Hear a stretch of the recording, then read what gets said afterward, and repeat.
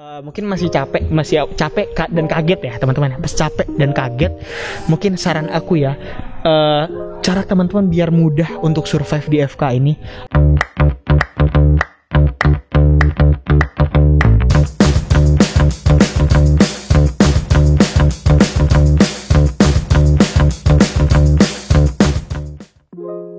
Welcome to Pause Podcast with us. Aku Amira Nabila sebagai moderator pada materi podcast kali ini, yaitu judulnya Get Ready with Us, di mana kita akan bahas tentang serba-serbi sebagai mahasiswa FK Unila nih. Langsung aja kita sapa pemateri kita dulu. Halo Kak, gimana kabarnya? Baik, alhamdulillah baik banget. Alhamdulillah baik banget di sini nih. Aku mau ngenalin dulu nih pematerinya.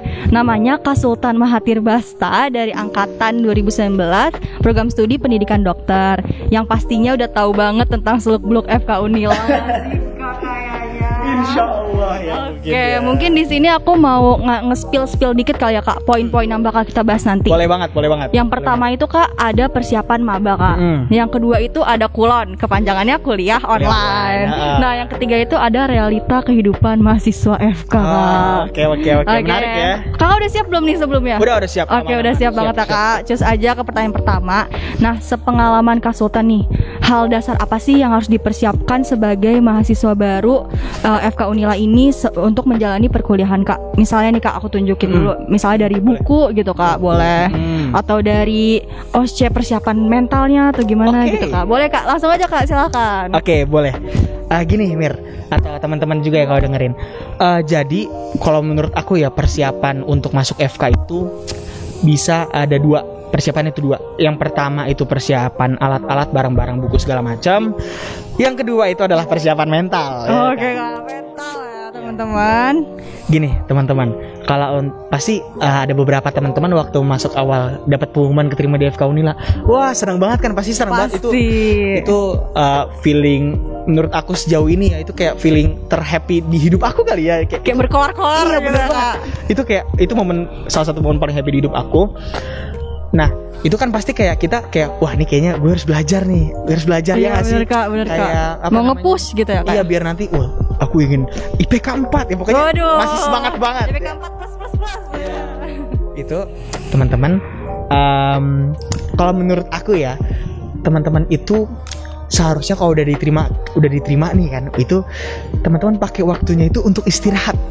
Okay. Itu kalau aku pribadi. Mungkin ada orang lain yang berpendapat yang lain ya. Kalau aku sih, aku lebih baik menggunakan waktunya untuk istirahat, karena nanti biar kalau misalkan udah kita kuliah di sini, udah kuliah di FK manapun ya, sebenarnya itu pun akan cukup melelahkan dan kepake energi kita tuh kepake banget nggak sih? Kayak jadi sama waktu buat istirahat pun ada, cuman mungkin tidak sebanyak waktu kita SMA. Jadi itu yang pertama, persiapan dari aku, pakai waktu istirahat dengan sebaik mungkin. Satu. Yang kedua itu persiapan alat-alat segala macam ya. Kita kan di FK ini bakal ngelakuin banyak hal. Kita bisa ngelakuin kuliah biasa, kita ada praktikum juga, kita ada CSL atau nama lainnya di FK Unila itu Clinical Skills Lab. Abis itu juga kita ada ujian-ujian, kayak kalau misalkan ujian blok itu ujian tengah blok, ada ujian akhir blok. Terus juga kalau misalkan CSL itu ujiannya ada ujian OSCE. Ya, benar. Nah, jadi untuk masing-masing hal tersebut itu ada beberapa hal yang kita butuhin. Yang pertama, buku itu bisa dipakai buat kuliah biasa, bisa dipakai buat praktikum, bisa dipakai buat ujian. Nah, buku ini biasanya kayak dilema awal-awal kita tuh masuk FK tuh mau beli apa. Iya, bener, kayak kemana-mana pasti misalkan punya kakak yang anak FK, kak kira-kira buku yang bagus tuh beli apa ya? Iya bener Kak, pasti ditanya-tanya gitu Kak, udah mau mempersiapkan semua buku gitu. Iya, bener banget. Nah, kalau aku pribadi ya, kalau untuk membeli buku, karena itu memang buku ini cukup mahal ya, cukup mahal buku itu. Nah, kalau menurut aku, teman-teman ini beli buku ini tergantung budget teman-teman, tergantung kebutuhan teman-teman, dan tergantung teman-teman maunya apa ya. Kalau menurut aku, jadi teman-teman jangan mengikuti teman-teman yang lain lah. Pokoknya sesuaikan dengan kebutuhan teman-teman sendiri. Nah, kalau untuk beli bukunya apa? Menurut aku yang kepake banget itu yang pertama buku anatomi. Iya, buku anatomi yang FK Unila pakai itu biasanya kalau buat praktikum itu adalah buku Sobota. Nah, itu buku Sobota biasanya dibawa tuh kalau lagi praktikum. Biasanya kalau nih ada praktikum anatomi nih, itu tas langsung berat. Udah, buku anatomi dibawa semuanya. Buku anatomi dibawa. Nah, itu biasa langsung berat tuh tas kan. Terus selain buku anatomi, teman-teman juga bisa beli buku histologi. Buku histologi itu yang terkenalnya ada 2, ada di Fiore sama Junqueira. Nah, teman-teman bebas pilih dari salah satu dari keduanya boleh. Kalau perbedaan singkatnya, kalau di Fiore itu banyak gambarnya, lebih banyak gambarnya. Kalau Junqueira itu lebih banyak penjelasannya gitu. Kalau untuk buku-buku. Terus kalau teman-teman mau lebih memperdalam fisiologi tubuh manusia kayak gimana, kayak misalkan pergerakan otot tuh mekanismenya kayak gimana segala macam, itu teman-teman boleh banget beli buku fisiologi juga. Buku fisiologi itu ada Guyton, ada Sherwood, ada banyak banget buku fisiologi. Nah, mungkin yang dasar-dasar itu ya kan? Iya, yang dasar-dasar. Nah, itu juga teman-teman, itu kan buku-buku mahal ya. Ada yang 1 juta, ada yang 500.000, ada yang 200.000, macam-macam. Iya, Kak. Nah, teman-teman kalau emang mau budgetnya ketat ya, maksudnya budgetnya nggak banyak banget, itu teman-teman minimal punya 1 buku, itu bisa beli buku anatomi aja, itu udah cukup menurut aku ya. Sisanya teman-teman bisa pakai e-book teman-teman, atau kalau misalkan teman-teman mau beli buku dan butuh emang buku, bisa beli di Awartamed ya kan? Oh iya, bener kan? Bener banget. Beli di Awartamed, teman-teman. Nah, itu kalau emang teman-teman beli buku bisa banget bisa banget beli kalau emang teman-teman butuh ya. Terus selain persiapan buku-buku, itu untuk yang semester awal ya teman-teman. Jadi itu menurut aku itu udah sangat cukup ya teman-teman. Kalau emang misalkan teman-teman butuh mapel yang lain, itu boleh banget juga beli-beli. Itu it's okay. Itu pokoknya sesuaikan dengan kebutuhan teman-teman lah. Iya, sesuaikan dengan kebutuhan gitu. ya kayak. Terus yang berikutnya nih, kalau di di semester 1 khususnya di CSL 1, kita kan itu bakal belajar yang kayak prosedur yang kita awal banget tuh adalah ngecek tanda-tanda vital pasien. Iya benar Kak, dulu tuh waktu belajar kayak dokter banget gak sih? Kayak iya Bapak, terus arteri radialisnya dipencet kayak. Iya benar Kak. Wah, banget. Nah itu gimana tuh Kak? Nah itu teman-teman, ini sebenarnya cukup esensial. Teman-teman bisa beli stetoskop. Nah, stetoskop yang teman-teman bisa beli itu macam-macam ya. Teman-teman kalau misalkan punya rezeki lebih, teman-teman bisa beli Littmann. Ya, teman-teman bisa beli Littmann. Kemudian kalau misalkan teman-teman belum butuh lah Littmann, yang penting gue ada stetoskop dulu, itu teman-teman bisa juga beli merek lain kayak contohnya ABN yang aku tahu ya. Yang lain aku nggak tahu, tapi kalau teman-teman mungkin itu kalau ABN itu cenderung lebih murah ya daripada Littmann gitu. Itu yang alat yang pertama bisa kamu beli, itu stetoskop. Sisanya kayak contoh palu refleks. Nah itu kan dipakai juga tuh di CSL kan, buat ngecek refleks bicep, refleks tricep, refleks patella segala macam. Itu teman-teman juga bisa beli di toko-toko alat kesterika teman-teman juga. Kemudian selain itu teman-teman juga bisa beli ini kalau teman-teman mau beli lebih awal ya, itu bisa beli alat jahit. Itu kayak kalau ngeliat alat jahit itu kayak wah banyak banget gitu kan. Keren sih ya. Keren. Kayak ada jarumnya, ada pinsetnya, pokoknya keren banget. Itu teman bisa beli dan bisa ngulik juga sambil lihat video YouTube teman-teman. Itu tapi sebenarnya itu dipakainya di semester 2 ya teman-teman ya. Tapi kalau emang teman-teman mau beli dari sekarang pun it's okay ya. Dicicil gitu ya kayak. Dicicil. Jadi nanti tinggal langsung belajar aja gitu. Paling kalau untuk persiapan terkait alat-alat kayaknya itu aja sih. Jadi kayak buku sama tadi ya kayak sesuai kebutuhan lagi sih teman-teman.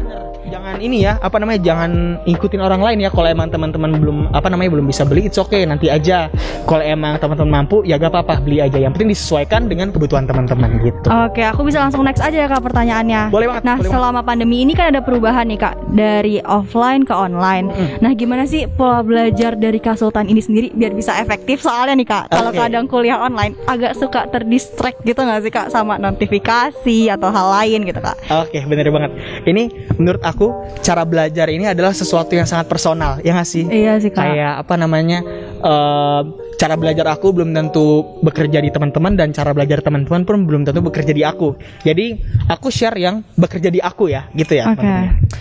Jadi aku nih orang yang fokus aku nih susah untuk aku orangnya susah fokus itu ya gitu ya. Orangnya susah fokus.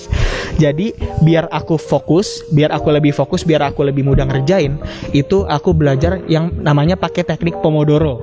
Nah, Pomodoro itu adalah jadi gini. Teman-teman itu bakal di timer waktu belajar selama 25 menit. Ya, di timer belajar selama 25 menit. Jadi selama 25 menit itu teman-teman fokus ngelakuin satu hal. Contoh belajar tutor atau contoh ngerjain LO. Itu pakai teknik Pomodoro selama 25 menit. 25 menitnya selesai, teman-teman bebas 5 menit istirahat. Ya, boleh istirahatnya gerak-gerak ngasal atau tiduran, itu boleh banget. Yang penting 5 menit itu teman-teman gak belajar. Ya, teman-teman bebas ngapain aja selama 5 menit. Kemudian belajar lagi 25 menit. Itu pokoknya diulang-ulang terus sampai selesai kerjaannya. Gitu. Tapi tetap harus ada waktu istirahatnya. Bener banget. Jadi kan mungkin orang-orang kayak belajar 3 jam terus baru istirahat berapa gitu kan. Nah, jadi palingan kalau aku sih lebih dikecilin waktunya. Jadi 25 menit belajar, 5 menit istirahat. 25 menit belajar, 5 menit istirahat, kayak gitu. Itu yang cukup bekerja di aku sih kalau aku pribadi. Iya, Kak. Oke, Kak, selanjutnya nih, Kak. Kan tadi udah dibahas dikit nih tentang pembelajaran dari offline ke online. Nah, menurut Kak Sultan sendiri nih, Kak, apa sih bedanya online sama offline di kehidupan FK gitu? Misalnya, Kak, contohnya dari tutorial aja gitu, Kak. Oke, kalau menurut aku perbedaannya itu di apa ya? Di vibes. Itu tuh yang benar-benar kena banget menurut aku, di vibes pembelajarannya. Kayak apa ya? Kayak contohnya kita lagi kayak gini kan. Apa namanya, kita pokoknya berhadapan itu, pokoknya kalau apa namanya lagi tutorial tuh lebih apa ya? Kayak kalau misalnya ngeliat teman di depan muka nih, ngeliat teman kita kayak izin menjawab, itu kayak wah gila nih, gue harus lebih termotivasi lagi. Itu kayak motivasi itu bakal lebih mudah tumbuh. Itu menurut aku, itu satu. Kemudian karena online, iya sih emang kelihatan di monitor itu, kelihatan ada A, ada B, ada C, itu kelihatan tuh.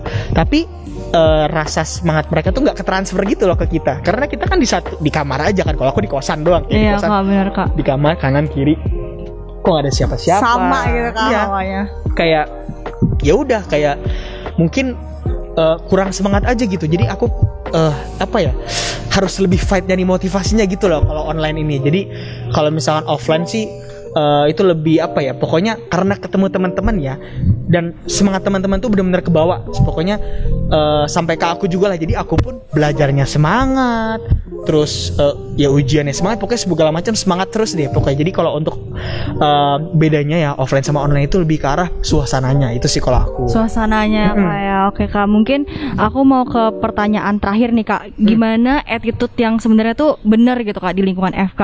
Misalnya nih, Kak, dari attitude ke dosen, ke sivitas akademik, atau juga ke kakak tingkat, Kak. Oke. Kalau attitude ya, nanti kan pasti teman-teman kan sudah diajarkan kan sama siapa, Kak? Teman-teman materi metode tercinta, ya kan. Amira juga udah diajarin kan? Udah, Kak, udah terlewat itu, Kak. Iya. Nah, itu teman-teman pasti udah diajarin kan sama teman-teman Mamet. Nah, jadi teman-teman ya, segala yang sudah diajarkan itu emang harus dilakuin teman-teman ya. Jadi contoh yang pertama, panggil semua sivitas dan dosen itu dengan dok. Itu yang pertama. Walaupun memang tidak semuanya itu dokter, tapi alangkah baiknya lebih aman apabila teman-teman belum tahu nih beliau itu siapa, teman-teman bisa dimulai dengan kata dok. Nah, itu setidaknya teman-teman sudah lebih enak lah seperti itu. Itu yang pertama. Teman-teman bisa panggil sivitas itu dengan kata dok.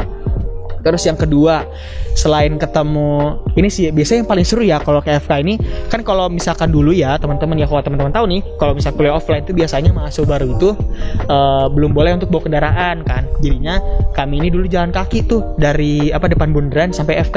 Nah, biasanya tuh kalau misalnya lagi bareng-bareng ketemu satpam, itu kita panggilnya yai, pakai bahasa Lampung kan. Iya, pagi ya, kayak itu kayak lagi jalan-jalan, terus pagi ya, kayak seru aja gitu. Itu yang kedua tuh. Itu yang jaga di depan itu kita panggil ya. Kemudian selain dosen sivitas segala macam, itu kita bakal ketemu juga sama cutting ya kan. Nah, cutting itu teman-teman, wah kalau masih awal-awal kan manggilnya memang diharuskan Adin Yunda ya kan. Ya, Adin, pergi Adin gitulah segala macam. Kita panggil semua pakai Adin Yunda. Nah, kan kalau sekarang Amira ini panggilnya pakai Kak kan. Dia udah lulus ya Amir, berarti ya alhamdulillah pakai Kak. Alhamdulillah. Nah, ini teman-teman kalau misalkan memang sudah offline, itu manggilnya pakai Adinyunda ya. Sebelum PPMB-nya lulus itu panggilnya pakai Adinyunda. Jadi manggil biasa aja, walaupun nggak mesti sambil sambil bungkuk gitu, nggak mesti kan. Jadi kayak setidaknya senyum atau enggak salam, sopan, santun ya. Pakai masker kan nggak kelihatan. Iya sih, Kak. Tapi ya gak usah bungkuk banget lah. Maksudnya setidaknya menyapa kayak Adin gitu lah. Udah cukup kayak itu kayak kayak setidaknya tuh bukan dihormati ya, tapi lebih ke arah nganggap kalau kita ini ada gitu loh, kayak kenal cutting lah, intinya seperti itu. Jadi biar teman-teman kan efeknya juga nanti teman-teman lebih kenal kan sama orangnya. Iya, kayak benar, gitu sih Kak. palingan. Jadi untuk etika ya paling ke arah 3 itu. Yang pertama cutting tadi, terus ada civitas dosen sama Kia ya di depan, kayak gitu sih. Oke Kak, ini Kak dari yang aku lihat ini semua poin-poinnya udah terbahas nih Kak ya. Oke. Nah sebelumnya ada closing statement nggak Kak? Oke, closing statement dari aku ya. Oke, teman-teman pasti sekarang lagi blok LS ya teman-teman ya. Ini waktu rekamannya teman-teman masih blok LS ya, tapi nggak tahu diuploadnya kapan teman-teman. Gini, teman-teman, aku yakin pasti teman-teman semuanya sekarang mungkin masih capek dan kaget ya teman-teman. Pas capek dan kaget, mungkin saran aku ya, cara teman-teman biar mudah untuk survive di FK ini adalah teman-teman ngejaga semangat teman-teman semuanya ya. Karena semangat itu adalah modal terbesar teman-teman di semester 1. Karena memang kan teman-teman awal-awal belum tahu apa-apa, ya kan? Belum tahu ilmu banyak karena masih awal, itu wajar banget. Belum punya pengalaman banyak, itu wajar banget karena masih semester 1. Modal teman-teman apa? Semangat. Nah, kalau misalkan semangatnya itu tinggi, ya semangatnya tinggi, itu segala rintangan apapun pasti mudah terlewati. Kalau di FK ya, belajar susah, materinya banyak, semangat, tahu-tahu selesai materinya. Oke. Terus kalau misalkan ujian susah, semangat bisa.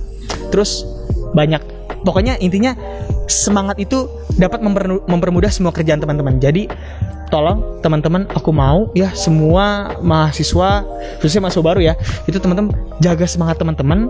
Karena ini semester 1 ini istilahnya kalau kita kilas balik kayak lucu gitu sih kita waktu maba kayak gini, masih semangat banget. Iya benar Kak. Jadi kalau menurut aku ya teman-teman harus jaga semangat teman-teman dari sekarang, karena untuk nanti beberapa semester ke depan mungkin nanti teman-teman pasti udah lebih matang lagi, tapi tidak menutup kemungkinan semangat teman-teman nanti akan menurun. Jadi menurut aku tingkatin semangat teman-teman sekarang biar nanti di akhir semester itu teman-teman yang semangatnya itu masih sisa banyak, kayak gitu sih kalau dari aku. Oke, jadi closing statement dari Kak Sultan ini intinya adalah semangat ya teman-teman. Yes, betul banget. Oke Kak, sebelumnya makasih banyak banget udah mau ngeluangin waktu ya buat datang ke podcast with us ini. Yes. Nah buat teman-teman semua jangan lupa stay tune terus buat podcast selanjutnya. Dadah. Dadah.